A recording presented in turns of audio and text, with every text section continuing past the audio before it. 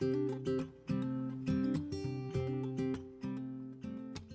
are 1,500 milligrams of extracted, wild harvested Siberian chaga, which is the leading ingredient in this formula. It also has a little bit of rosehips. Rosehips actually has a ton of vitamin C, which vitamin C increases the bioactivity of many of the compounds in chaga. So there's this beautiful synergy that happens. It also has a little bit of mint to balance out that flavor. Mint is a totally underrated herbal medicine in and of itself.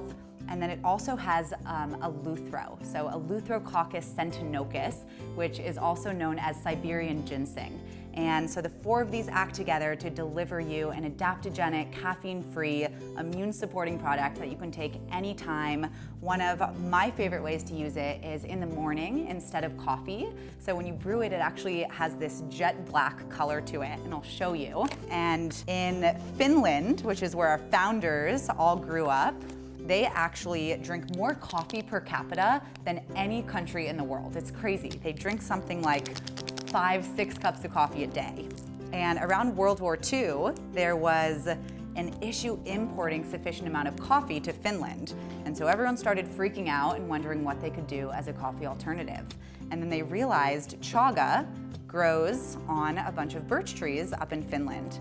And so it became a really, really popular coffee alternative and is still used to this day for that reason. So all you do, as you saw, I take out one packet, pour it in a cup, and then add about 8 ounces or 1 cup of hot water. And then I use my absolute favorite kitchen tool, which is a frother. You can do this with a spoon, a fork, just mix it in any way. You can see this gorgeous color, and it's all over me, which is part of the fun. And you can drink this just as it is, or add any fixins that you usually add to your coffee, like a little nut milk, cinnamon, whatever it is to spice it up. So cheers, enjoy your chaga elixir anytime to support your immune system.